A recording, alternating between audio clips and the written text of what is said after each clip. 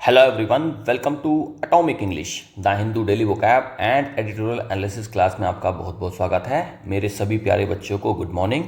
Class की शुरुआत करते हैं और फर्स्ट पोर्शन में हमेशा की तरह हम कवर करेंगे वोकैब, डेली वोकैब जो कि एडिटोरियल से सेलेक्ट करते हैं और ये सारी की सारी वोकैब एग्जाम ओरिएंटेड है। आपको एग्जाम में यहाँ से ज़रूर वर्ड्स देखने को मिलेंगे। देन हम करेंगे उसका पार्ट ऑफ स्पीच आइडेंटिफिकेशन कि भाई वर्ड्स हैं क्या, नाउन है, एडजेक्टिव है, एडवर्ब है, क्या है। उसके बाद सिनोनिम्स एंटोनिम्स कर लेंगे। इसी क्लास में आपको मिल जाएंगे idioms and phrases, phrasal verbs, one word substitution. तो वोकैब के जितने फॉर्मेट्स हो सकते हैं इस एक सिंगल क्लास में आपको डेली बेसिस पर मिल जाते हैं। सेकंड पोर्शन में हम कवर करेंगे reading comprehension, grammar, editorial analysis. पहले हम करेंगे एडिटोरियल एनालिसिस। द हिंदू से एक प्यारा सा एडिटोरियल उठाएंगे, उसको डिटेल में एनालाइज करेंगे जिससे आपका रीडिंग कॉम्प्रिहेंशन पार्ट स्ट्रॉन्ग होगा और एग्जाम में फिर आपको रीडिंग कॉम्प्रिहेंशन पार्ट जो होता है अनसीन पैसेज, वहाँ पर उसको पढ़ने में दिक्कत नहीं आएगी। देन हम कॉम्प्रिहेंशन एंड ग्रामर के एमसीक्यूज करेंगे, बिल्कुल एग्जाम वाले पैटर्न पर रहेंगे। तो एग्जाम पॉइंट व्यू से बहुत अच्छी प्रैक्टिस है। तो जब आप इनको करते हैं तो एग्जाम में आप कॉम्प्रिहेंशन के एमसीक्यूज फाइंड आसानी से कर पाते हैं और ग्रामर के क्वेश्चंस को भी आसानी से आप टैकल कर पाते हैं। थर्ड पोर्शन में कवर करेंगे क्लोज टेस्ट एंड पीक्यूआरएस यानी कि पैराजंपल, जो कि आजकल एग्जाम में बहुत आते हैं ये, और इनको आसान नहीं है इनको टैकल करना। जब आप डेली बेसिस पर इनको लगाते हैं तो फिर ये आपकी एक हैबिट बनती है और प्रैक्टिस से इनको आसान बनाया जाता है। क्लोज टेस्ट और पीक्यूआरएस का डर आप छोड़ दीजिए क्योंकि ये बहुत खतरनाक चीज़ होती है। अगर आप अभी अटैम्प्ट करते होंगे तो बहुत सारी चीज़ें ऐसी होती होंगी कि आप गड़बड़ कर देते होंगे। क्लोज टेस्ट में ही बहुत सारी गड़बड़ हो जाती होगी और पीक्यूआरएस का तो कभी कभी सीक्वेंस ही समझ नहीं आता। जिस तरीके से मैं समझाता हूँ आपको तो वो सारी चीज़ें क्रिस्टल क्लियर रहती हैं और फिर आप जब डेली बेसिस पर प्रैक्टिस कर लेते हो, क्योंकि practice is the key, practice से ही आप चीज़ों को सीखते हैं। कोई भी काम करने का, किसी भी चीज़ का जो एकमात्र तरीका हो सकता है वो प्रैक्टिस ही है। तो यहाँ पर जब आप डेली बेसिस पर प्रैक्टिस कर रहे हो तो क्लोज टेस्ट और पीक्यूआरएस की मास्टरी हो जा रही है आपकी। और लास्ट पोर्शन में हम कवर करेंगे ट्रिकी एमसीक्यूज प्रैक्टिस। ये सबसे इंपॉर्टेंट पार्ट है वीडियो का। जितने आपने स्टार्टिंग में वर्ड्स पढ़े हैं, जितने इडियम्स एंड फ्रेजेस पढ़े हैं, फ्रेजल वर्ब्स और वन वर्ड सब्स्टिट्यूशन पढ़े हैं, इन सभी की आप एक साथ में ट्रिकी एमसीक्यूज के साथ में जब प्रैक्टिस कर लेते हो उसके बाद तो चीज़ें आपको एकदम से रट जाती हैं और आपकी फिंगर टिप्स पर आ जाती हैं। ये सारे बेनिफिशरीज हैं, देख लेना। इन सभी बच्चों के लिए ये क्लास बेनिफिशियल रहेगी, इन सभी को डायरेक्ट बेनिफिट मिलेगा इस क्लास का। ओके, चलिए अब क्लास को शुरू करते हैं। चैनल पर अगर नए हैं, अभी तक सब्सक्राइब नहीं करा है तो चैनल को सब्सक्राइब कर लेंगे और बेल आइकन को प्रेस कर लेंगे for more important updates. Vocabulary, आज का पहला वर्ड है इंड्यूस्ड। वर्ब होता है प्रेरित किया गया, परसुएडेड और कोज्ड टू हैपन। मतलब क्या है कि किसी चीज़ को आप होने के लिए कोज कर रहे हो, आप प्रेरित कर रहे हो, उसको परसुएड कर रहे हो।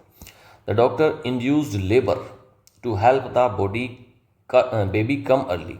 डॉक्टर ने क्या करा है, इंड्यूस करा है लेबर, यानी कि क्या करा है उसने, जो लेबर का मतलब यहाँ पर मजदूरी नहीं है, यहाँ पर लेबर का मतलब है कि भाई परसुएड किया गया। लेबर होता है जैसे डिलीवरी हो रही होती है, एक फीमेल के डिलीवरी हो रही थी बच्चे की, उस समय पे क्या होता है कि लेबर यानी कि वहाँ पर वो प्रेशर दिया जाता है, उसको जोर दिया जाता है जिससे कि बच्चा बॉडी से बाहर आ जाए। तो फिर डॉक्टर ने क्या करा, इंड्यूस करा यानी कि कोज करा कि भाई एक लेबर दिया, उसको फोर्स दिया to help the baby come early, जिससे कि बेबी जल्दी बाहर आ जाए। कोज्ड, स्टिमुलेटेड और प्रोवोक्ड, ये तीनों हो जाते हैं इसके सिनोनिम्स। अच्छा, एक तरफ तो कोज करा गया, स्टिमुलेट करा गया मतलब उसमें एफर्ट्स डाले गए, दूसरी तरफ प्रिवेंट, बचाया गया है, हिंडर्ड है यानी कि बाधा डाली गई है, और डिस्करेज किया गया है। तीनों हो जाते हैं इसके एंटोनिम, जिसमें से आप स्टिमुलेटेड को मार्क करो और हिंडर्ड को मार्क करो। प्रोवोक भी अच्छा वर्ड है, इसको भी मार्क करो। अगला वर्ड है रिसाइंड। वर्ब होता है रद्द करने को बोलते हैं रिसाइंड। टू कैंसिल और रिवोक ऑफिशियली, ऑफिशियली किसी चीज़ को कैंसिल कर देना उसी को बोलते हैं रिसाइंड करना। The government decided to rescind the outdated law. पुराने हो गए हैं कानून, आउटडेटेड हैं, आउटडेटेड मतलब पुराने, तो पुराने कानून है, गवर्नमेंट ने डिसाइड करा कि उसको रिसाइन कर देगी यानी कि कैंसिल कर देगी। रिवोक करना, एनल करना, विड्रॉ करना, ठीक है। रिपील भी हो जाता है इसमें, रिपील भी हो जाता है मतलब कैंसिल करना। अब एक तरफ तो कैंसिल करा जा रहा है, दूसरी तरफ एनफोर्स किया जा रहा है, लागू किया जा रहा है, अपहोल्ड कर रहे हैं और सपोर्ट कर रहे हैं यानी कि वैलिडेट कर रहे हैं। तीनों जाते हैं इसके एंटोनिम। इसमें बहुत प्यारे प्यारे वर्ड्स आए हैं। रिवोक मार्क करो, एनल मार्क करो, रिपील मार्क करो, विड्रॉ का तो पता है, एनफोर्स का पता है, अपहोल्ड मार्क करो, वैलिडेट मार्क करो। सारे वर्ड्स बहुत इंपॉर्टेंट हैं, एग्जाम में ज़रूर आएंगे ये। अगला वर्ड है कॉम्प्लाइंट। एडजेक्टिव होता है आज्ञाकारी को बोलते हैं कॉम्प्लाइंट। विलिंग टू एग्री और ओबे रूल्स, जो व्यक्ति कॉम्प्लाई करेगा चीज़ों का, आज्ञा का पालन करेगा, उसी को तो बोलते हैं compliant. He is very compliant with office policies, वह क्या है, बहुत ज़्यादा कॉम्प्लाइंट है ऑफिस पॉलिसीज़ को लेकर, काफ़ी ज़्यादा आज्ञाकारी है, ऑफिस की जितनी पॉलिसीज़ हैं उन सभी को फॉलो करता है। ओबीडियंट है यानी कि आज्ञा मानता है। सबमिसिव है, चीज़ों को सबमिशन में रहता है। और एक्विसेंट है, ठीक है, एक्विसेंट मार्क करो, सबमिसिव मार्क करो। इनका वही मीनिंग है कि भाई आज्ञाकारी है, रूल्स को फॉलो करने वाला। एक तरफ तो रूल्स को फॉलो करने वाला है, दूसरी तरफ डिफाइंट है, नहीं करता है। रिबेलियस है मतलब क्या, विद्रोही नेचर का है। और रेजिस्टेंट है, मार्क करो इसमें से डिफाइंट को, मार्क करो इसमें से रिबेलियस को। अगला वर्ड है रेफ्रेन। वर्ब होता है दूर रहना या फिर परहेज करने को बोलते हैं रेफ्रेन करना। To stop oneself from doing something, किसी काम को करने से खुद को रोकना, उसी को बोलते हैं रेफ्रेन करना। खुद को भी रोकना है, किसी दूसरे को भी रोकना, उसको बोलते हैं रेफ्रेन करना। Please refrain from smoking in public places, public places पर स्मोक करने से, सुट्टा मारने से रेफ्रेन करना चाहिए, बचाना चाहिए, खुद को रोकना चाहिए। Abstain, hold back and avoid, तीनों जाते हैं इसके सिनोनिम्स, मार्क करेंगे एब्सटेन को। एक तरफ तो दूर करा जा रहा है, परहेज किया जा रहा है, खुद को रोका जा रहा है। दूसरी तरफ इंडल्ज हुआ जा रहा है, उसमें शामिल हुआ जा रहा है, परसिस्ट कर रहे हैं और प्रोसीड कर रहे हैं। ठीक है। अगला वर्ड है रैंकल। वर्ब होता है चुभना या फिर परेशान करना, इसको बोलते हैं रैंकल करना। टू कॉज परसिस्टेंट इरिटेशन और रिसेंटमेंट, किसी चीज़ में परसिस्टेंट लगातार इरिटेशन क्रिएट करना, रिसेंटमेंट दुख परेशानी को क्रिएट करना, उसको बोलते हैं रैंकल करना। हिज रूड कमेंट्स स्टिल रैंकल हर डीपली, उसकी जो रूड कमेंट्स थी, किसी लड़के ने एक लड़की पर कोई रूड कमेंट्स करी होंगी, खराब कमेंट्स करी होंगी, भद्दी टिप्पणियाँ करी होंगी, स्टिल रैंकल हर डीपली, उसको अभी भी वो क्या करती हैं, रैंकल करती हैं, परेशान करती हैं, उसको आज भी चुभती हैं। इरिटेट करना, अग्रावेट करना और एनॉय, तीनों जाते हैं इसके सिनोनिम्स। एक तरफ तो चुभ रहा है, परेशान कर रहा है, दूसरी तरफ सूद, एकदम शांत कर रहा है, काम और कंफर्ट दे रहा है, तीनों जाते हैं इसके एंटोनिम्स। मार्क करेंगे सूद को, मार्क करेंगे अग्रावेट को और एनॉय को भी मार्क करेंगे। अगला वर्ड है स्टेडफास्ट। एडजेक्टिव होता है अडिग या फिर स्थिर को बोलते हैं स्टेडफास्ट। फर्म एंड अनवेवरिंग, एक ऐसा है जो बिल्कुल हिले डुलेगा नहीं, स्थिर है, एकदम अडिग है। ही remained steadfast in his decision despite pressure, pressure था काफ़ी लेकिन उसके बावजूद भी वो अपने डिसीजन में कैसा रहा, स्टेडफास्ट रहा, अडिग रहा, अपने उस पर बिल्कुल स्थिर रहा। रेजोल्यूट, अनवेवरिंग और लोयल। अनवेवरिंग बहुत प्यारा वर्ड है यहाँ पर, और रेजोल्यूट दोनों को मार्क करेंगे। लोयल का तो पता होगा आपको। एक तरफ तो अनवेवरिंग है तो इसका उल्टा तो वेवरिंग हो जाएगा, जो हिल डुल सकता है। इनडिसाइसिव मतलब क्या, उसके डिसीजन में ही कमी है, इनडिसाइसिव है। और अनसर्टेन है, तीनों जाते हैं इसके एंटोनिम्स, मार्क कर लेंगे आप इनडिसाइसिव को। अगला वर्ड है स्क्रैम्बल। वर्ब होता है झपटने को, संघर्ष करने को बोलते हैं स्क्रैम्बल। टू मूव हरीडली और struggle to get something, hurriedly यानी कि तेजी से एकदम से किसी काम को करना, स्ट्रगल करना किसी चीज़ को लेने के लिए, झपटना या फिर संघर्ष करना। People scrambled for food after the shortage, भाई किसी चीज़ की शॉर्टेज है, मार्केट में किसी चीज़ की शॉर्टेज है और फिर वो अचानक से अवेलेबल हो जाए तो लोग क्या करते हैं, एकदम से स्क्रैम्बल करते हैं, झपट के पड़ते हैं, रश करते हैं, हसल करते हैं और स्करी करते हैं। मार्क करो स्करी को, मार्क करेंगे रश को भी मार्क कर लो। जल्दबाजी को बोलते हैं रश या फिर स्करी, हसल। एक तरफ तो बहुत जल्दबाजी करी जा रही है, संघर्ष किया जा रहा है, झटपटा रहे हैं लोग, ठीक है। दूसरी तरफ वॉक कामली, बिल्कुल आराम से हो रही है। ऑर्गेनाइज करा जा रहा है और अरेंज करा जा रहा है, तीनों जाते हैं इसके एंटोनिम्स। अगला वर्ड है क्रिपल। वर्ब होता है अपंग बनाने को, कमज़ोर करने को बोलते हैं क्रिपल करना। टू कोज सीवर डैमेज और डिसेबल, किसी चीज़ में बहुत ज़्यादा डैमेज कर देना, उसको डिसेबल कर देना, उसी को बोलते हैं क्रिपल करना। The accident crippled the transportation system, कोई एक्सीडेंट हुआ है, उसने पूरे ट्रांसपोर्टेशन सिस्टम को क्रिपल कर दिया है, ख़राब कर दिया। कैसे भाई, रोड पर कोई एक्सीडेंट हुआ होगा, अब जब रोड पर एक्सीडेंट होगा तो वो जो गाड़ियों का, जिनका भी व्हीकल्स का आपस में एक्सीडेंट हुआ है वो रोड पर ही होंगे, जिससे क्या हो गया होगा, पूरा जो ट्रांसपोर्ट सिस्टम है वो रुक गया होगा। तो क्रिपल्ड का मतलब क्या होता है, उसको डिसेबल कर देना, ख़राब कर देना। डैमेज, पैरालाइज और वीकन, तीनों जाते हैं इसके सिनोनिम्स। एक तरफ कमज़ोर करा जा रहा है, भाई क्रिपल मतलब कमज़ोर कर रहे हैं, अपंग बना रहे हो, डिसेबल कर रहे हो। दूसरी तरफ स्ट्रेंथन, मजबूत कर रहे हो, इनेबल कर रहे हो उसको, और एम्पावर कर रहे हो, मजबूती दे रहे हो, ठीक है। तीनों जाते हैं इसके एंटोनिम्स। अगला वर्ड है रिलायंट। वर्ब एडजेक्टिव होता है ये, निर्भर को बोलते हैं रिलायंट। डिपेंडेंट ऑन समवन और समथिंग, किसी पर कोई चीज़ डिपेंडेंट है तो जो चीज़ डिपेंडेंट है उसी को बोलते हैं रिलायंट है। The country is heavily reliant on it's oil imports, country क्या है, हैविली रिलायंट है यानी कि डिपेंडेंट है किस चीज़ पर, अपने ऑयल इम्पोर्ट्स पर। जैसे दुबई वगैरह है तो ये सब क्या है, अपने ऑयल इम्पोर्ट्स पर क्या है, रिलायंट है, क्योंकि वहाँ पर कुछ अनाज वगैरह का तो इतना ज़्यादा खेती है ही नहीं ना, तो फिर वो किस चीज़ पर रिलायंट है, अपने ऑयल इम्पोर्ट्स पर या फिर ऑयल एक्सपोर्ट्स पर। वो तो एक्सपोर्ट्स पर है लेकिन किसी दूसरी कंट्री की बात हो रही है। डिपेंडेंट, ट्रस्टिंग और सबमिसिव, तीनों जाते हैं। डिपेंडेंट है भाई, डिपेंड करता है, ट्रस्ट करता है, और सबमिसिव है, उसकी सबमिशन में रहता है। मार्क कर लो सबमिसिव को। एक तरफ डिपेंडेंट है तो इसका उल्टा इंडिपेंडेंट हो जाएगा।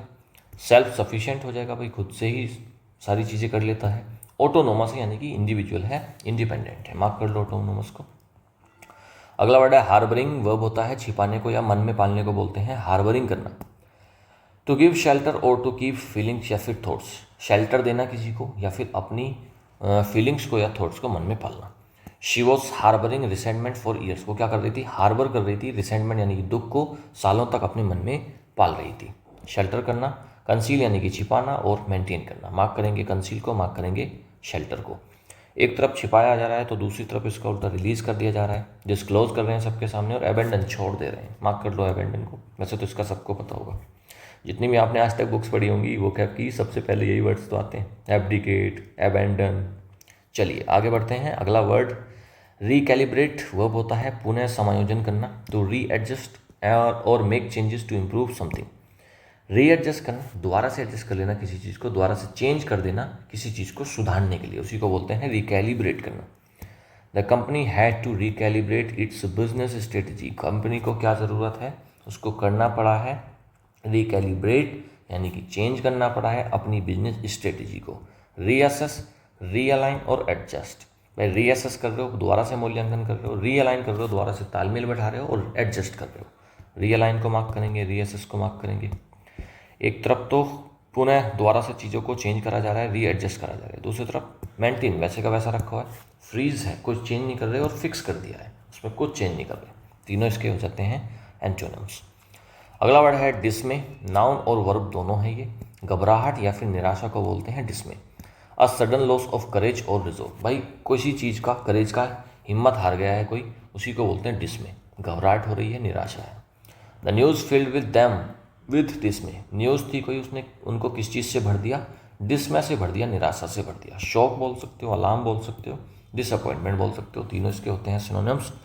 अब एक तरफ तो घबराहट है, निराशा है, दूसरी तरफ इसका उल्टा क्या रहेगा, फिर कॉन्फिडेंस में है, कंफर्ट एकदम आराम से है, और रीअश्योरेंस में, तीनों जाते हैं इसके एंटोनिम्स, मार्क करेंगे रीअश्योरेंस को।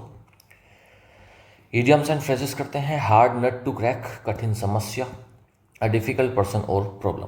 भाई हार्ड नट, नट क्या होते हैं, हम जो खाते हैं जैसे वॉलनट है, अब वॉलनट टूट नहीं रहा, तो वॉलनट से यहाँ पर संबंध मतलब किस चीज़ से है कि भाई ऐसी प्रॉब्लम है जिसको सोल्व नहीं कर पा रहे हो आप, तो बहुत कठिन समस्या को बोलते हैं, डिफिकल्ट प्रॉब्लम को बोलते हैं hard nut to crack. This math question is a hard nut to crack, ये जो मैथ का क्वेश्चन है ना, ये क्या है, एक हार्ड नट टू क्रैक है, ये बहुत डिफिकल्ट प्रॉब्लम है। थॉर्न इन द फ्लैश, आँख की किरकिरी, कांस्टेंट सोर्स ऑफ एनर्जी, या फिर कबाब में हड्डी भी इसका मतलब होता है। Thorn in the flash, flash होता है मांस, थॉर्न होता है कांटा, तो मांस में कांटा यानी कि कबाब में हड्डी। That noisy neighbour is a thorn in the flash, वो जो नॉइजी नेबर है ना, वो क्या है, एक थॉर्न इन द फ्लैश है, यानी कि परेशान करने वाला है, एनॉय करने वाला है। Next, at once, back and call, हर वक्त हाजिर, always ready to obey someone's orders. At once back and call, भाई किसी ने कहा, किसी ने आपको कॉल किया और आप एकदम से बैक, आप उठा नहीं पाए, लेकिन आपने एकदम से बैक कॉल किया, आपको किसी ने कॉल किया या फिर आप एकदम से बैक आ गए, वापस आ गए, कहीं जा रहे थे आप वापस आ गए, तो मतलब क्या, आप हर वक्त हाजिर हो, ऑलवेज रेडी हो to obey someone's orders.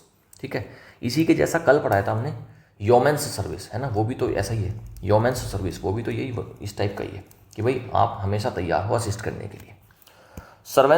Servants use to be at the king's beck and call, servant जो होते हैं, नौकर जो होते हैं, वो क्या करते हैं, हमेशा किंग की बैक एंड कॉल पर रहते हैं, मतलब क्या, हर वक्त हाजिर रहते हैं असिस्ट करने के लिए किंग को। एसिड टेस्ट, असली परीक्षा, a critical test to prove worth और इफेक्टिव। एसिड टेस्ट क्या है, अच्छा कोई भी व्यक्ति का अगर आप टेस्ट लोगे तो आप कैसे टेस्ट लोगे, किसी को आजमा लोगे, किसी को कोई बात कह दोगे, किसी से कुछ चीज़ छिपा के उसको ट्राई कर लोगे, लेकिन एक टेस्ट होता है भाई आपने उसको पूरा एसिड से गुजारना है, तेजाब से गुजारना है, तो मतलब क्या, इससे कठिन तो कोई होगा ही ना, तो ये तो बहुत क्रिटिकल, सबसे क्रिटिकल टेस्ट होता है एसिड टेस्ट, सबसे खरी परीक्षा। His first real case was the acid test of his skills, उसका जो पहला केस था ना, वो क्या था, उसका एसिड टेस्ट था, उसका असली परीक्षा थी उसकी स्किल्स की, किसी काउंसिल के या फिर किसी इन्वेस्टिगेटिंग ऑफिसर के बारे में बात करी जा रही है। फ्रेजल वर्ब्स देखते हैं। अकाउंट फॉर का मतलब होता है जिम्मेदार, रेस्पॉन्सिबल होना, जिम्मेदार होना या फिर कारण देना। टू एक्सप्लेन और be the cause of poor planning accounted for the delay, तो पुअर प्लान, डिले जो हुआ किस वजह से हुआ, poor planning accounted for, poor planning की वजह से डिले हुआ। अलाउ फॉर का मतलब होता है ध्यान में रखना, टू कंसिडर और टेक इनटू अकाउंट, कंसिडर करना या फिर अकाउंट में लेना यानी कि ध्यान रखना, कंसिडर करना। You must follow for delays due to traffic, आपको अलाउ फॉर करना चाहिए यानी कि ध्यान में रखना चाहिए, कंसिडर करना चाहिए डिले को ड्यू टू ट्रैफिक, जो कि ट्रैफिक से हो सकता है, डिले यानी कि देरी। आस्क आफ्टर का मतलब होता है कुशल क्षेम पूछना, मतलब किसी के वेलबींग के बारे में पूछना। To inquire about someone's wellbeing, किसी की वेलबींग, किसी के हालचाल पूछना, तो उसका मतलब होता है ask after. He asked after your health yesterday, उसने आपकी हेल्थ के बारे में पूछा था यस्टरडे यानी कि कल। आस्क फॉर का मतलब होता है डिमांड करना किसी चीज़ की, डिमांड करना या फिर आमंत्रण देना। To request something, he ask for a glass of water, उसने क्या करा है, एक पानी का ग्लास मांगा है, ठीक है, एक गिलास पानी मांगा है। वन वर्ड सब्सटीट्यूशंस करते हैं। इक्वेस्ट्रियन एडजेक्टिव भी है, नाउन भी है। घुड़सवारी का, कोई चीज़ अगर घुड़सवारी से संबंधित है उसी को बोलते हैं equestrian. Related to horse riding, she is an experienced equestrian. एक बेटा रूट होता है इक्वस, EQUUS, ये एक रूट होता है, इसका मतलब होता है हॉर्स, ठीक है, इसका मतलब होता है हॉर्स, याद रखेंगे EQUUS, इसका मतलब होता है हॉर्स। तो इक्वेस्ट्रियन क्या हो गया, घुड़सवारी से, भाई घोड़ा ही तो कर रहा होता है सवारी, घुड़सवारी में घोड़ा ही तो आप राइड कर रहे होते हैं, तो related to horse riding. She is an experienced equestrian, तो वो क्या है, एक एक्सपीरियंस्ड इक्वेस्ट्रियन है यानी कि घुड़सवार है, घोड़ा चलाना जानती है। इक्वाइन, देखो अगर अगेन आगे इक्वस, तो ये वही वाला, ये जो रूट है इक्वस वही इसमें फिर से मिल जाएगा। इक्वाइन ये मतलब घोड़े से संबंधित हो जाएगा। रिलेटेड टू और रिजेंबलिंग आ हॉर्स, भाई एक घोड़े से संबंधित है। The statue had an equine figure, equine figure है मतलब क्या, घोड़े की फिगर है, घोड़े की मूर्ति है, ठीक है। स्टैचू किसकी है, घोड़े की है, तो सेंटेंस में इसमें यूज़ करा है इक्वाइन को। चलिए आगे बढ़ते हैं। इक्विलिब्रियम, ये एक अलग वर्ड हो जाएगा। संतुलन, नाउन होता है, संतुलन को बोलते हैं द स्टेट ऑफ बैलेंस और काम, भाई किसी चीज़ का बैलेंस या काम है, चीज़ें बिल्कुल तालमेल से चल रही हैं, उसी को बोलते हैं equilibrium. Meditation helps restore inner equilibrium, meditation क्या मदद करता है, क्या हेल्प करता है, रिस्टोर करने में अंदर के इनर इक्विलिब्रियम को, अंदर के मानसिक या फिर शारीरिक भी वैसे मेडिटेशन से होता ही है, मानसिक संतुलन को, अंदर की जो अंदरूनी संतुलन है, इक्विलिब्रियम है, उसको रिस्टोर करने में हेल्प करता है। अगला वर्ड है एस्पियोनाज, नाउन होता है, जासूसी को बोलते हैं espionage. The act of spying, spy का मतलब होता है जासूसी, तो इस जासूसी करने की जो एक एक्ट है, एक्शन है, उसी को बोलते हैं espionage. He was arrested for military espionage, वो किस चीज़ के लिए अरेस्ट हुआ है, मिलिट्री एस्पियोनाज के लिए, यानी कि वो जासूसी कर रहा था। बहुत प्यारे प्यारे वर्ड्स, बहुत प्यारे प्यारे वन वर्ड सब्सटीट्यूशन इडियम्स हमने आज पढ़े। एग्जाम में ऐसे ही वर्ड्स आपको देखने को मिलते हैं, तो इनको अच्छे से देख लेना। अब हम करेंगे डिटेल में एडिटोरियल एनालिसिस। आज का एडिटोरियल का टाइटल है टू क्लोज फॉर कंफर्ट, बहुत करीब है कंफर्ट के। On America's tariff and US Canada ties, America जो टैरिफ लगा रहा है आजकल उसके बारे में बताएगा, और US कनाडा के जो टाइज हैं, टाई मतलब उसके जो रिश्ते हैं, संबंध हैं, उसके बारे में बताएगा। Canada is looking for new friends after the Trump induced uncertainty. Canada ढूंढ रहा है नए दोस्त, क्यों, दोस्त मतलब क्या, नए पार्टनर्स यानी कि कंट्रीज, क्योंकि ट्रंप ने इंड्यूस करी है अनसर्टेनिटी, लागू करी है उसने अनसर्टेनिटी दिखाई है, क्योंकि कभी भी ट्रंप तो कहीं पर भी किसी भी देश पर टैरिफ लगा देते हैं, तो इसलिए फिर कनाडा ढूंढ रहा है नए अपने पार्टनर्स को, दोस्तों को। इज लुकिंग आया है तो प्रेजेंट कॉन्टिन्यूस में टेंस है। On July 10, US President Donald Trump announced a 35% tariff on Canadian imports, despite Ottawa rescinding a 3% digital services tax (DST) that was to go into effect on June 30. Mr. Trump had dubbed this as an attack on American firms. जुलाई 10 को US president Donald Trump ने announce करा, announced आया तो simple past है, second form आती है simple past में बिना हेल्पिंग वर्ब के। तो यूएस प्रेसिडेंट डोनाल्ड ट्रंप ने क्या करा है, अनाउंस करा है एक 35% टैरिफ, कनाडा के इंपोर्ट्स पर 35% टैक्स लगाएंगे डोनाल्ड ट्रंप, डेस्पाइट ओटावा रिसाइंडिंग आ 3% डिजिटल सर्विसेज टैक्स। एक डीएसटी था कि भाई वहाँ पर क्या था, ओटावा में एक वो हो रहा था, एक टॉक चल रही थी, ठीक है, तो वहाँ पर क्या कर रहे थे, वो एक 3% डिजिटल टैक्स को कैंसिल कर रहे थे, कहीं ना कहीं उसको ख़त्म कर रहे थे, लेकिन उसके बावजूद भी 35% का टैरिफ डोनाल्ड ट्रंप ने कनाडा के इंपोर्ट्स पर लगा दिया। जो भी सामान, इंपोर्ट का मतलब होता है जो सामान देश के अंदर आ रहा होता है। तो यूएस में जो सामान कनाडा का अंदर आ रहा है उस पर 35% टैरिफ लगाया है डोनाल्ड ट्रंप ने। तो ये जो DST था that was to go into effect on June 30 में होने वाला था। Mister Trump had dubbed this, had के साथ में वर्ब की थर्ड फॉर्म आई है, यानी कि प्रेजेंट परफेक्ट में टेंस है। आप चेक करते रहा करेंगे कि भाई टेंस कौन से टेंस की बात हो रही है। Mister Trump had dubbed this as an attack on American firms. तो मिस्टर ट्रंप ने इसको कैसे बताया है कि ये अमेरिकन फर्म्स पर अटैक था, कनाडा की तरफ से उन्होंने बता दिया। Canada expected, again second form आई है, तो कौन सा सेंटेंस है ये, सिंपल पास्ट है, ठीक है। तो Canada expected that it would generate about $5 billion from DST on revenues from Canadian source digital services over 5 years, dating it back to January 1, 2022। कनाडा की एक्सपेक्टेशन ये थी कि ये जनरेट करेंगे $5 बिलियन, कहाँ से, DST से, on revenues from Canadian source के जो रिवेन्यूज़ हैं डिजिटल सर्विसेज के, अगले 5 साल में, डेटिंग बैक January 1, 2022 से चल रहा है, और 27 तक ये क्या कर लेते, ये सोच रहे थे कि हम $5 बिलियन इकट्ठा कर लेंगे, जनरेट कर लेंगे। लेकिन the 35% tax was impose despite on going trade talks which Canada was hoping would result in a trade deal by June 21st as agreed upon between Canadian Prime Minister Mark Carney and Mr. Trump on the sidelines of the G7 summit in mid-June। 35% tax जो लगा, tariff जो लगाया, was imposed, वो impose कर दिया गया, despite ongoing talks, ongoing trade talks चल रही थी अमेरिका और कनाडा के बीच में, उसके बावजूद भी 35% का टैरिफ लगा दिया गया। विच कनाडा वॉज होपिंग, जो कि कनाडा होप कर रहा था कि भाई एक रिजल्ट होगा, इस ट्रेड डील में बहुत अच्छे से चीज़ें सामने आएंगी और 2021 तक ये डील हो जाएगी। As agreed upon between Canada prime minister, जो कि एग्री करा गया था Canadian prime minister Mark Carney और मिस्टर ट्रंप के बीच में, on the sidelines of the G7 summit in the mid June. Mid June में जो G7 समिट हुआ था कनाडा में, उसके साथ में इस चीज़ की भी संभावना थी कि भाई ये जुलाई 21 तक एक ट्रेड डील कनाडा और अमेरिका के बीच में हो जाएगी। The new 35% tax that was conveyed to Mr. Carney through a letter which Mr. Trump sent to more than 20 US trading partners is likely to exempt items compliant under the 2018 United States-Mexico-Canada Agreement। 35% tax जो convey करा गया है, इस बात का message दिया गया है मिस्टर कार्नी यानी कि कनाडा के प्राइम मिनिस्टर को, एक लेटर के थ्रू एक लेटर भेजा है मिस्टर ट्रंप ने, और सेंड टू मोर देन 20, और केवल कार्ने को नहीं भेजा, 20 US ट्रेडिंग पार्टनर्स को, 20 कंट्रीज़ को डोनाल्ड ट्रंप ने लेटर भेजा है जिसमें बताया है कि भैया ये लो, हम आप पर इतने % टैक्स लगाने जा रहे हैं और अपने ट्रेडिंग पार्टनर्स पर टैक्स लगा रहे हैं, इज़ लाइकली टू एग्जम्प्ट। लेकिन इसमें ये दिखाया गया है कि ये जो 35% टैक्स लगाया है, इसमें ना कुछ एग्जम्पशंस रहेंगी। 35% टैक्स में कुछ एग्जम्पशंस रहेंगी, जो आइटम्स है ना, जो कॉम्प्लाइंट अंडर 28, एक एग्रीमेंट हुआ था 2018 में यूनाइटेड स्टेट्स, मैक्सिको और कनाडा के बीच में एक एग्रीमेंट हुआ था, उसके अंदर कुछ आइटम्स रखे गए थे, उनको एग्जम्पशन दी जाएगी बस, उसके अलावा सभी पर 35% टैक्स लगेगा। Canada and the US are each other's largest trading partners. Canada और US जो हैं एक दूसरे के लार्जेस्ट यानी कि सबसे बड़े ट्रेडिंग पार्टनर्स हैं, आपस में इनमें बहुत इंपोर्ट एक्सपोर्ट रहता है।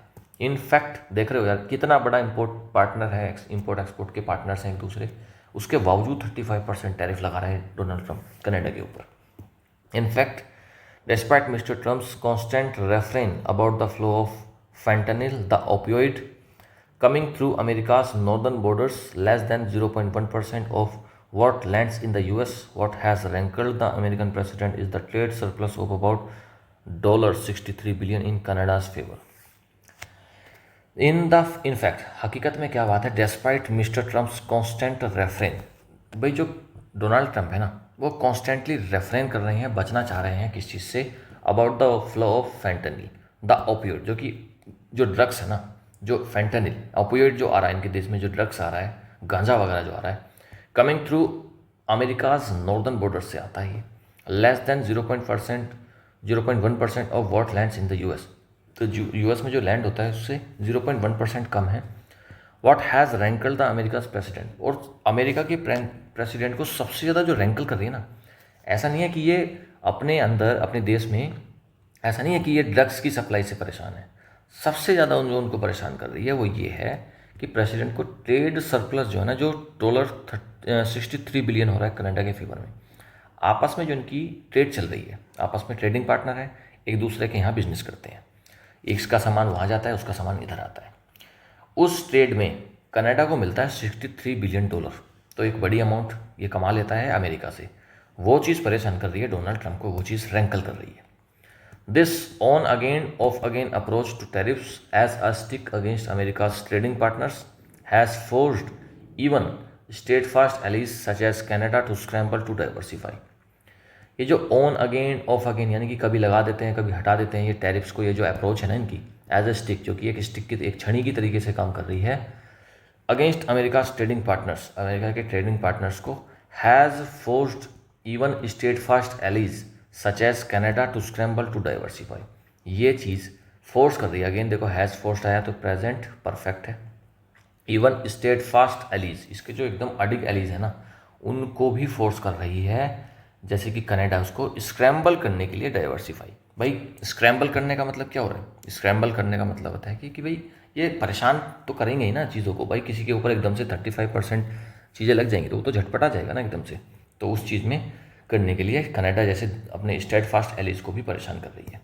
Hours before receiving Mister Trump's letter, जब ये लेटर आया उससे कुछ घंटे पहले Mister Carney posted a picture of himself with British Prime Minister Keir Starmer on X, यानी कि ट्विटर जो पहले था उसका नाम है x.com। तो Mister Carney posted a picture, उन्होंने एक पिक्चर पोस्ट करी अपनी British Prime Minister Keir Starmer के साथ में, और सेइंग, क्या कहते हुए, the world is turning to reliable economic partners like Canada. और उन्होंने ये कहा उस पिक्चर में कि वर्ल्ड टर्न कर रहा है, इज टर्निंग आया तो प्रेजेंट कंटिन्यूस हो गया यहाँ पर। वर्ल्ड इज टर्निंग, वर्ल्ड क्या हो रहा है? टर्न हो रहा है किस तरफ? To reliable economic partners like Canada, जैसे रिलायबल इकोनॉमिक पार्टनर्स की तरफ।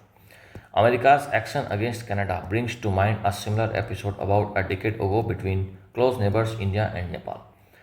अमेरिका के जो एक्शन कनाडा पे लिए गए, ये 35% टैरिफ वाले, ब्रिंग्स टू माइंड, अब ये ब्रिंग्स करता है मतलब लाता है, ब्रिंग्स आया तो यहाँ पर सिंपल प्रेजेंट है, सिंपल प्रेजेंट टेंस है। To mind a similar episode about a decade. अब ये बताओ कि जो ब्रिंग्स आया किसके लिए आया? कनाडा के लिए आया या किसके लिए आया? ये आया है एक्शन के लिए। यहाँ पर सब्जेक्ट क्या है? अमेरिकाज एक्शन, और यहाँ पर वर्ब हो गई फिर इसके लिए ब्रिंग्स, सिंगुलर है। अमेरिकाज एक्शन, अमेरिका का action against Canada brings to mind a similar episode. एक ऐसा ही एपिसोड देखने को मिला था हम कहाँ? अबाउट अ डेकेड अगो, 10 साल पहले, जब क्लोज नेबर्स इंडिया और नेपाल के बीच में क्या देखने को मिला था? India close land, again second form आई है तो इसका मतलब क्या है? सिंपल पास्ट है। India close land ports following the enactment of Nepal's new constitution, citing fears about treatment of the minority Madhesi community that has had close ties to India। India ने close कर दिया था अपने land ports को following the enactment of Nepals new constitution. Nepal में एक नया संविधान आया था, उसकी वजह से उसमें डर क्या था कि जो नेपाल है ना, वो अब ट्रीटमेंट जो है वहाँ पर एक कम्युनिटी है मधेसी कम्युनिटी की, उनको ठीक से ट्रीट नहीं करेगा, इस चीज़ का फियर था। तो इस वजह से इंडिया ने अपने लैंड पोर्ट्स को क्लोज कर दिया था नेपाल के लिए। That has had close ties to India, और कभी क्या था भाई, मधेसी कम्युनिटी की तो बहुत ही क्लोज टाइज हैं, बहुत ही क्लोज संबंध है इंडिया से, उनकी जड़ें इंडिया से हैं। हैज़ के साथ में हैड आया है, हैज़ हैड, तो थोड़ा सा अजीब लग सकता है आपको, लेकिन देखो हैज़ क्या हो, प्रेजेंट परफेक्ट में आप क्या करते हो? हैज़ के साथ आप वर्ब की थर्ड फॉर्म लगाते हो। हैड क्या है? हैड भी तो वर्ब की थर्ड फॉर्म है। हैज़ यहाँ पर हेल्पिंग वर्ब है और हैड यहाँ पर मेन वर्ब है, तो हैज़ के साथ में हैड आ सकता है, डबल हैड भी आ सकता है यार, 2 बार हैड आ सकता है, हैड हो सकता है ना। आपने देखा होगा कई बार हैड होता है, आपको समझ में नहीं आता होगा, लेकिन हैड क्या होता है भाई? हैड में पास्ट की होगी हेल्पिंग वर्ब, और साथ में वर्ब की थर्ड फॉर्म लाओगे तो हैव एक वर्ड है, हैव की सेकंड और थर्ड फॉर्म क्या है? हैड और हैड, तो फिर यहाँ पर हैज़ हैड इसलिए आया। This action crippled Nepal's landlocked economy that was entirely reliant on Indian ports such as Kolkata and Visakhapatnam for its trade। ये जो एक्शन था क्रिपल कर दिया था उसने नेपाल की, यानी कि बिल्कुल कमज़ोर कर दिया था नेपाल की लैंडलॉक्ड इकोनॉमी। लैंडलॉक्ड से मतलब क्या है? देखो हर देश होता है, जितने भी देश हैं सारे देशों का क्या रहता है, जैसे मान लो ये देश है तो इसका ये जो कोना है ना, यहाँ पर एक बॉर्डर, या तो यहाँ पर कहीं पर पानी होगा, समुद्र होगा, ठीक है, या कुछ होगा। लेकिन जो नेपाल है ना, वो ऐसी लोकेशन पर है कि उसके चारों तरफ लैंड है, ठीक है, चारों तरफ उसके लैंड ही है, वहाँ पर कोई भी समुद्र नहीं है, तो उसके पास फिर वो पोर्ट नहीं है, पोर्ट नहीं है तो फिर ट्रेड नहीं हो पाता, जहाज नहीं आ पाते, तो फिर वो इंडिया के थ्रू कर रहा था। लेकिन इंडिया ने अपने पोर्ट्स बंद कर दिए थे। इससे क्रिपल हो गया, कमज़ोर हो गया नेपाल की landlock economy that was entirely reliant, जो कि लगातार बिल्कुल कंप्लीट तरीके से रिलायंट थी, निर्भर थी इंडियन पोर्ट्स पर such as Kolkata and Visakhapatnam for its trade. It's किसके लिए आए? नेपाल के लिए। नेपाल की जो व्यापार था वो इंडियन पोर्ट्स कोलकाता और विशाखापट्टनम के थ्रू चल रहा था। Acute fuel and medicine shortages followed, और फिर वहाँ पर एक्यूट फ्यूल और शॉर्टेज की, उसकी मेडिसिन की वहाँ पर शॉर्टेज पड़ी। नेपाल से जीडीपी कोलैप्स कर गई थी फ्रॉम 3.3%। नेपाल की उस समय पर इकोनॉमी थी 3.3% की ग्रोथ रेट पर जीडीपी वहाँ की चल रही थी फाइनेंशियल ईयर 15 में, और वो अचानक से इस एक्शन के बाद 0.2% पहुँच गई थी, मतलब एकदम ख़त्म हो गई लगभग। And Nepalese began harbouring a deep resentment toward India, और फिर नेपालियों के अंदर एक क्या था, एक बहुत ही गहरा दुख, उनके मन में इंडिया के प्रति एक काफ़ी नफरत वहाँ पर चलनी शुरू हो गई थी। New Delhi's move forced Nepal to recalibrate its foreign and economic policy, eventually leading it to join China's Belt and Road Initiative in 2017 and accepting massive infrastructure funds from Beijing, much to New Delhi's dismay. उसके बाद क्या हुआ था? New Delhi यानी कि हमारा देश India, इसने मूव फोर्स, न्यू दिल्ली का जो मूव था, मतलब हमारे देश का जो मूव, हमारे देश के जो ये एक्शन था, फोर्स करा उसने नेपाल को रिकैलिब्रेट करने के लिए। ठीक है, इट्स फॉरन, इट्स किसके लिए आया? नेपाल के लिए, क्योंकि नेपाल कंट्री के लिए हम यूज़ करते हैं इट्स। ठीक है जी, तो दोबारा से उसने क्या करा है, दोबारा से रीअसेस करी चीज़ें, नेपाल ने दोबारा से रिकैलिब्रेट करी, रीअसेस करी अपनी फॉरेन और इकोनॉमिक पॉलिसी। इवेंचुअली वो चाइना को ज्वाइन किया उसने, चाइना बेल्ट और रोड जो इनिशिएटिव है चाइना के, 2017 में उसको ज्वाइन किया और एक्सेप्ट किया एक massive infrastructure fund from Beijing, Beijing यानी कि चाइना से एक बहुत बड़ा फंड उसने नेपाल ने लिया, much to New Delhi's dismay, New Delhi यानी कि इंडिया। तो ये काफ़ी बड़ा इंडिया के लिए क्या था? डिस्मे था, एक बहुत बड़ी निराशा थी।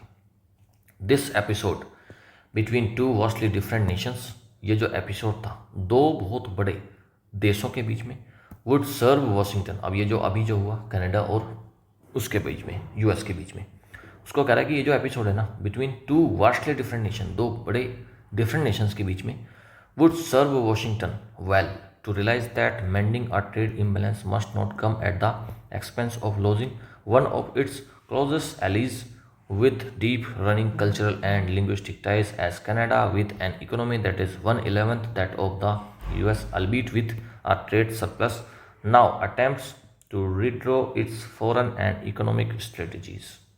ये जो एपिसोड है बिटवीन दो vastly different countries, would serve, would के साथ में फर्स्ट फॉर्म आती है, वुड क्या है? मॉडल है, मॉडल के साथ में फर्स्ट फॉर्म आती है, मॉडल के साथ में थर्ड फॉर्म भी आती है, लेकिन उससे पहले आता है बी प्लस वर्ब की थर्ड फॉर्म, मॉडल में ही आता है। लेकिन यहाँ पर वुड के साथ में क्या आएगा? वर्ब की केवल फर्स्ट फॉर्म ही आएगी। ठीक है, यहाँ पर वर्ब की केवल फर्स्ट फॉर्म आएगी। तो ये वॉशिंगटन को ये सर्व करती है, वॉशिंगटन यानी कि अमेरिका को, वेल टू रियलाइज, कि वो रियलाइज़ करे कि मेंडिंग अ ट्रेड इम्बैलेंस, अगर आप अपने ट्रेड इम्बैलेंस को मेंड करोगे, must not come at the expense of losing one, अगर आप अपने ट्रेड इम्बैलेंस जो चल रहे हैं, अगर आप उनको मेंड यानी कि उसको सुधार करने में, अगर आप अपने एक क्लोजेस्ट एलिस को, जो कि आपका बहुत रिलायबल पार्टनर था, अगर आप उसको खो देते हो with deep running cultural and linguistic ties, लगातार जिनके साथ में आपके कल्चरल और लिंग्विस्टिक टाइज थे, उनको अगर आप खो देते हो एज कनाडा, जैसे कि कनाडा था, विद एन इकोनॉमी, और एक ऐसी इकोनॉमी, कनाडा के बारे में बता रहे, विद एन इकोनॉमी, ऐसी इकोनॉमी जो कि 1/11 है यूएस से, अल्बीट विद ए ट्रेड सरप्लस, और एक ट्रेड सरप्लस के गैप के बावजूद, उसके बावजूद, now attempts to redraw its foreign and economic strategy, अब अटैम्प्ट करती है रीड्रॉ करने में इसकी फॉरेन और इकोनॉमिक स्ट्रेटेजीज। यूएस को कहीं ना कहीं इस चीज़ का खामियाजा भुगतना पड़ेगा, यूएस को कहीं ना कहीं इस चीज़ से सफ़र करना ही पड़ेगा। तो ये टैरिफ खेल रहे हैं फिलहाल ट्रंप, आगे पता लगेगा यूएस कितनी बड़ी गलतियां कर रहा है, कितनी बड़ी नुकसान में जाने वाला है। कोई नहीं, हर चीज़ का एक समय होता है। Comprehension MCQs, why did Canada decide to impose our digital services tax DST? Canada ने क्यों डिसाइड करा था एक DST के लिए? बताइए भाई। To penalise American tech firms, to support Canadian digital startups, to generate revenue from Canadian source digital, हाँ यही तो है। किस लिए करा था? क्योंकि वो रेवेन्यू जनरेट करना चाहता था कनेडियन सोर्स के डिजिटल सर्विसेज से। तो सी ऑप्शन एकदम करेक्ट है। Next, what prompted President Donald Trump to impose 35% tariff on Canadian imports. किस चीज़ की वजह से डोनाल्ड ट्रंप ने 35% टैरिफ कनाडा के इम्पोर्ट्स पर लगाई?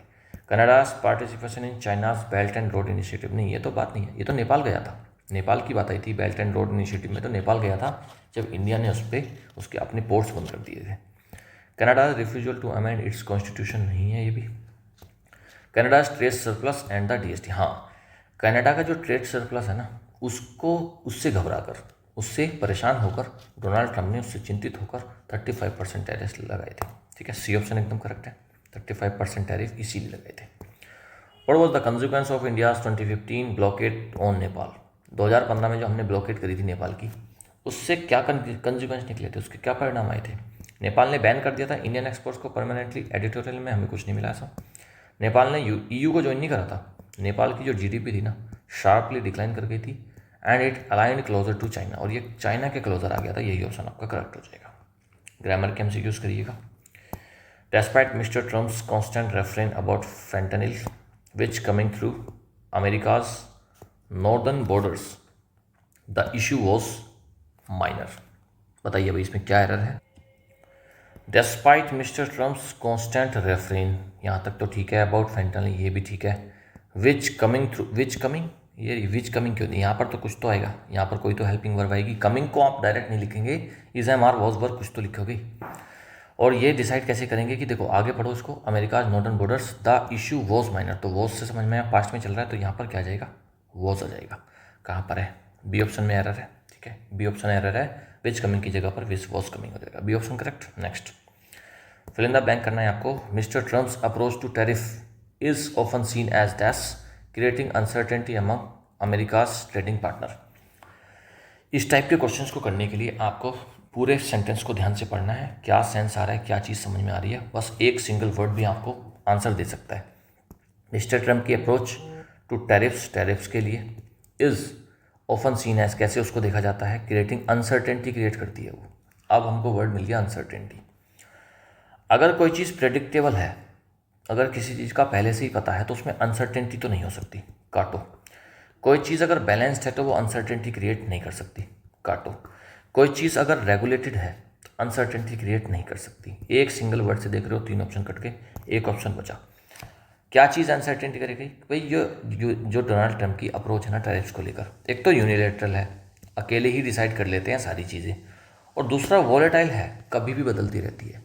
बढ़िया चल रहा है, किसी देश के साथ बढ़िया व्यापार चल रहा है, सब कुछ बढ़िया चल रहा है, डोनाल्ड ट्रंप को लगेगा कि भाई ये देश हमारे अमेरिका से बहुत पैसा कमा रहा है यार, तो इस पर क्या करता हूँ मैं, टैरिफ लगा देता हूँ।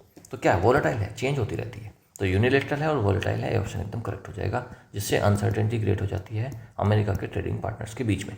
ये ऑप्शन एकदम करेक्ट है। चलिए अगला देखिए। Canada was hoping the ongoing talks results in a trade deal by 2021। आपको करना है सेंटेंस इंप्रूवमेंट। चलिए बारीकी से एक एक वर्ड करके पढ़ते हैं। कैनेडा वॉज होपिंग, ठीक है, कैनेडा सिंगुलर है, सिंगुलर के लिए वॉज आ गया। होपिंग द ऑनगोइंग टॉक्स, यहाँ तक तो ठीक है। अब टॉक्स क्या है? प्लूरल है। टॉक्स क्या है? प्लूरल है। टॉक्स के लिए आएगा, फिर यहाँ पर रिजल्ट्स नहीं आएगा, रिजल्ट आएगा। रिजल्ट तो सिंगुलर के लिए आएगा, तो यहाँ पर एस ना लगाकर केवल रिजल्ट इन हो जाएगा, रिजल्टेड टू नहीं होगा, result in. A B option correct हो जाएगा 6th का। ठीक है जी, चलिए आगे बढ़ते हैं, क्लॉज टेस्ट करते हैं। Canada long regarded as one of America's closest allies finds itself reconsidering its trade alliances following the US administration's decision to impose a hefty tariff. Canada ने लॉन्ग रिगार्डेड, जिसको कहा जाता है एक अमेरिका का closest Eli है, finds itself, अपने आप को देख रहा है, रिकन्सिडरिंग अपनी ट्रेड अलायंसेस को, फॉलोइंग द US एडमिनिस्ट्रेशन के जो डिसीजन है, जो एक हैफ्टी टैरिफ लगा रही है, उसको सोचते हुए इसको रिकन्सिडर करना पड़ रहा है। Mister Trump's justification centred on Canada's digital service tax DST दो में आर्ग्यू, वो क्या आर्ग्यू कर सकते हैं? The actual reason lies in a persistent trade surplus dash Canada's favour. Favour आ रहा है, तो फेवर के लिए तो भाई इन फेवर होता है, इन फेवर होता है। कहाँ पर है? सी ऑप्शन करेक्ट हो जाएगा, इन कनाडाज फेवर। ठीक है, टू फेवर नहीं होगा, फॉर फेवर नहीं होता, ऑन फेवर नहीं होता, इन फेवर फिक्स प्रीपोजिशन इन आता है। सी ऑप्शन करेक्ट हो गया। Ottawa's attempts to negotiate have been met with unilateral actions that resemble past geopolitical dash such as India's 2015 blockade of Nepal. Ottawa का जो अटेम्प्ट है, जो निगोशिएट करने की कोशिश कर रहे थे, हैव बीन मेट विथ, और वो कैसे मिला, एक यूनिलेटरल एक्शन उसमें हो गया अमेरिका की तरफ से 35% टैरिफ।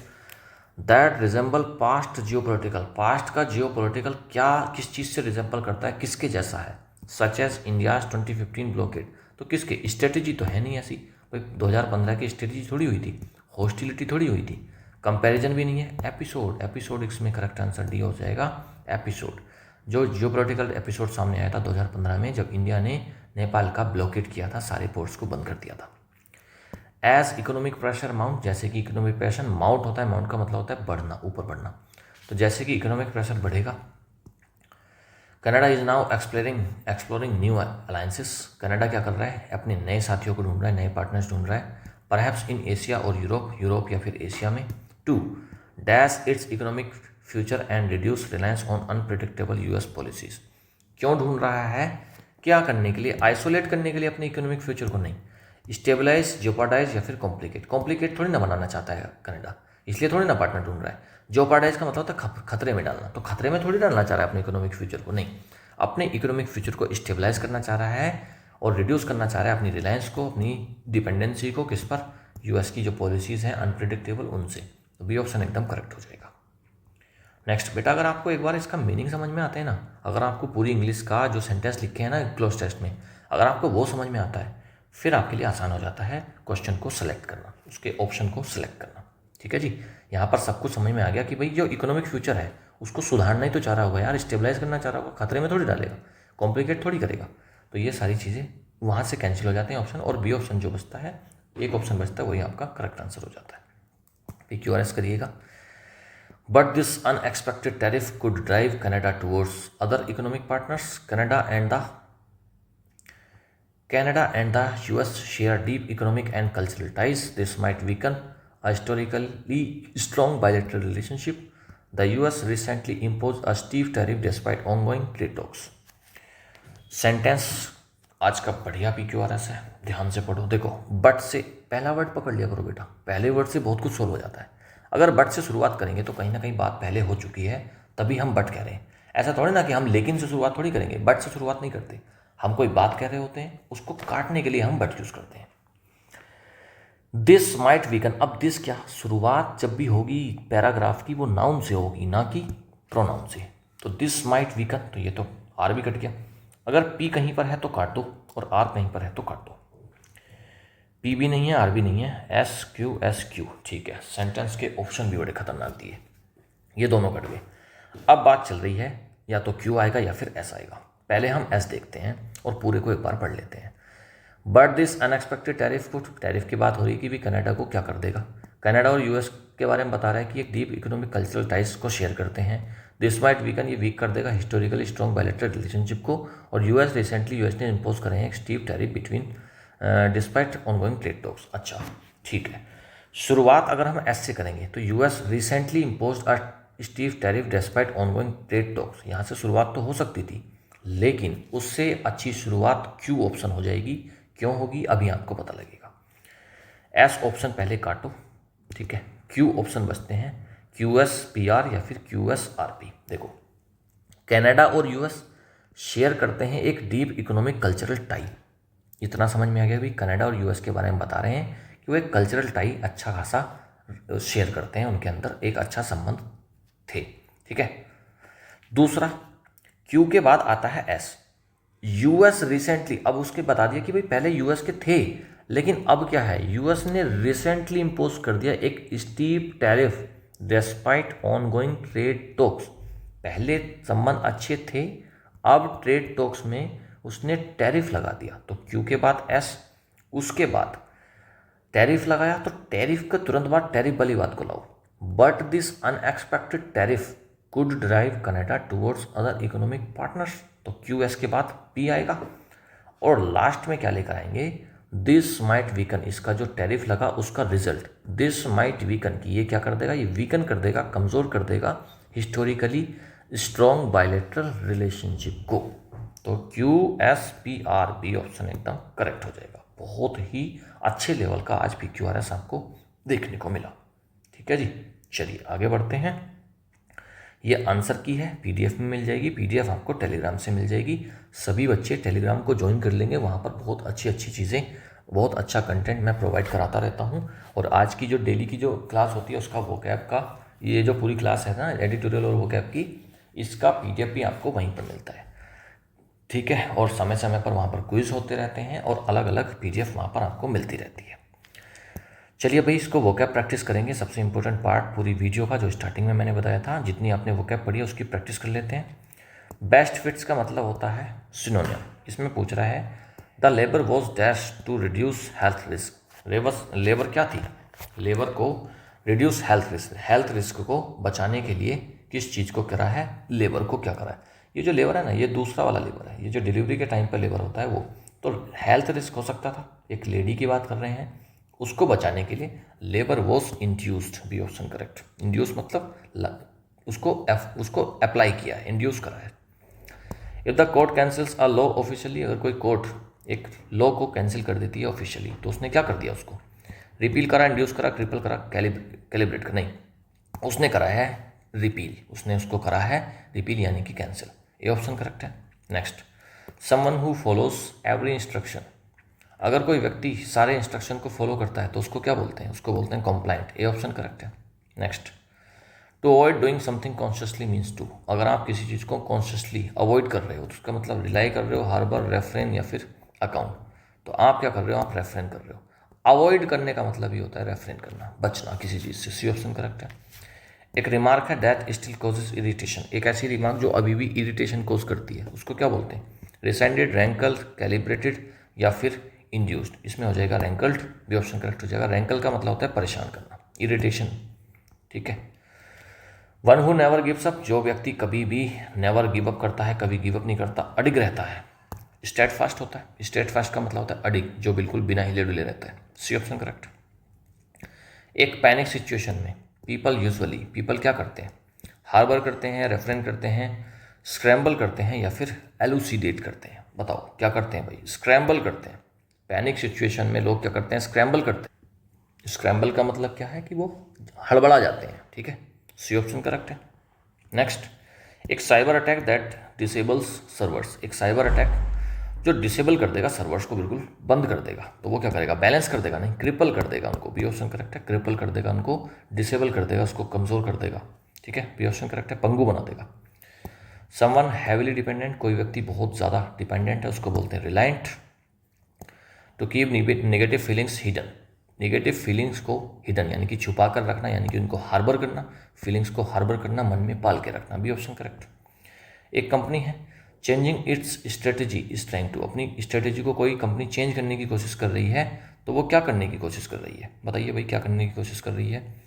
क्रिपल तो कमज़ोर करना है। एम्बेजल का मतलब होता है चोरी करना। एस्पियोनेज होता है जासूसी। ए ऑप्शन बचा।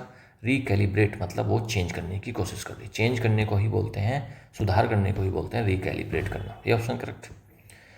डिसअपॉइंटमेंट और वरी, इनमें से कौन सा? डिस में हो जाएगा। बी ऑप्शन करेक्ट हो जाएगा। डिसमे का मतलब होता है डिसअपॉइंटमेंट या फिर वरी, परेशानी, ठीक है, या फिर नुकसान।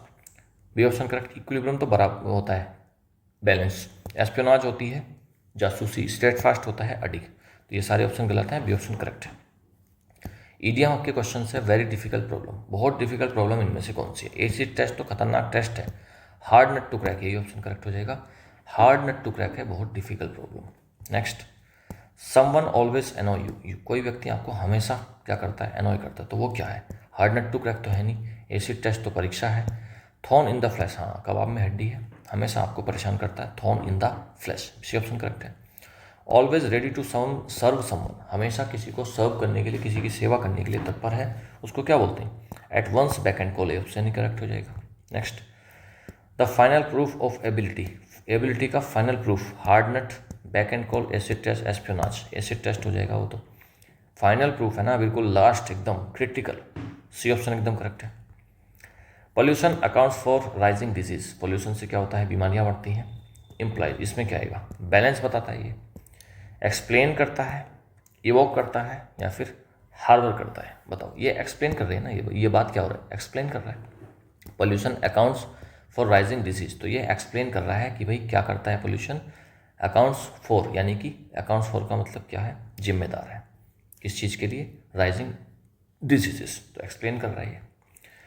While budgeting one should, budget करते समय हमको क्या ध्यान में रखना चाहिए, allow for emergencies, ask for, account for, rely on. Ask for का मतलब डिमांड, अकाउंट फॉर का मतलब रेस्पॉन्सिबल, रिलाई ऑन का मतलब निर्भर होना, अलाउ फॉर कर लो, 18 का ए ऑप्शन कर लो।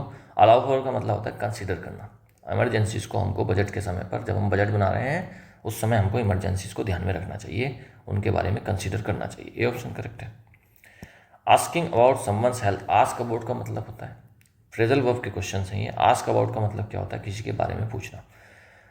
Ask after, ask for, ask out या फिर अलाउ फॉर, 19 का ए ऑप्शन करेक्ट हो जाएगा। आस्किंग अबाउट समवंस हेल्थ, आप किसी की हेल्थ के बारे में पूछ रहे हो, मतलब क्या, आप आस्क आफ्टर कर रहे हो यानी कि उसका हालचाल पूछ रहे हो, ए ऑप्शन करेक्ट है। रिक्वेस्टिंग अ रेज, अगर आप एक रेज को रिक्वेस्ट कर रहे हो कि भाई मेरी एक रेज कर दी जाए, सैलरी को बढ़ा दिया जाए, तो आप क्या कर रहे हो, ask after, ask for, ask about या फिर आस्क थ्रू, आप रिक्वेस्ट कर रहे हो, तो मतलब क्या, you are asking for, B option correct है। आस्क फॉर का मतलब होता है रिक्वेस्ट करना, डिमांड करना। A skilled horse rider, horse rider को क्या बोलते हैं, इक्वाइन, इक्वेस्ट्रियन, एस्पियोनाज या फिर रिलायंट, बताओ भाई, 21 का ऑप्शन बताओ, बी ऑप्शन करेक्ट हो जाएगा, इक्वेस्ट्रियन। हॉर्स लाइक स्ट्रक्चर है, उसको क्या बोलते हैं, इक्वाइन बोलते हैं उसको, इक्वाइन, ठीक है, इक्वस बोला था ना, हॉर्स से संबंधित इक्वस। एक पीसफुल मेंटल स्टेट, उसको क्या बोलते हैं, एम्बेजलमेंट तो गबन है, चोरी, कल आया था ये तो। इक्विलिब्रियम, इंडक्शन, स्टेडफास्ट, स्टेडफास्ट होता है अडिग, तो इसमें से आपका इक्विलिब्रियम सही हो जाएगा। पीसफुल मेंटल स्टेट है, आप बिल्कुल पीस में है यानी कि संतुलन में है, बी ऑप्शन करेक्ट है। 24th ऑप्शन का ये जो 24 क्वेश्चन है, इसका आंसर आप खुद बताएंगे। Secret service activities fall under, ये जो जासूसी होती है उसको क्या बोलते हैं, एस्पियोनाज, इक्वाइन, रेफरेन या फिर एलुसिडेट, इसमें से आप बताएंगे। अगर आपको चारों की मीनिंग पता है तो आप कमेंट्स में चारों को ही बताएंगे, वो एक अच्छी प्रैक्टिस है। चारों के ही मीनिंग अगर आपको पता है तो लिख देना, मैं उसको लाइक कर दूंगा, जिससे कि सभी को पता लग जाएगा कि हाँ भाई इस बच्चे का करेक्ट आंसर है। ऑलराइट, नीचे PDF दी गई है। आज क्वेश्चंस थे 10, तो वो फिक्स रहते हैं ना, 10 में से अगर आप 6+ लाते हैं तो बहुत अच्छी स्कोर रहता है, काफ़ी कुछ आप सीखते हैं और आपकी इंग्लिश का स्किल्स जो है वो ठीक है, आप इम्प्रूव कर रहे हो। उसके अलावा 24 क्वेश्चन थे, 24 में से जिस बच्चे ने, आज के वर्ड्स खतरनाक थे थोड़े से, 24 में से अगर आप 15+ ला रहे हो, अगर आप इसमें से आप 15+ ला रहे हो, 50% के आसपास है ये, 50 नहीं, 50 से थोड़ा सा ज़्यादा है, 60 के आसपास है ये। अगर आप इतने मार्क्स भी ला रहे हो 15+ भी, तो एक अच्छा स्कोर है। लेकिन अगर आपके 18+ आ रहे हैं तो आप बहुत बढ़िया कर रहे हो, लगातार मेहनत जारी रखिएगा, आपका सिलेक्शन बहुत करीब है। ऑलराइट, आप मेहनत करते रहिए बेटा, मुझे पूरी उम्मीद है आपकी मेहनत एक दिन ज़रूर रंग लाएगी। Thank you, have a nice day, good bye.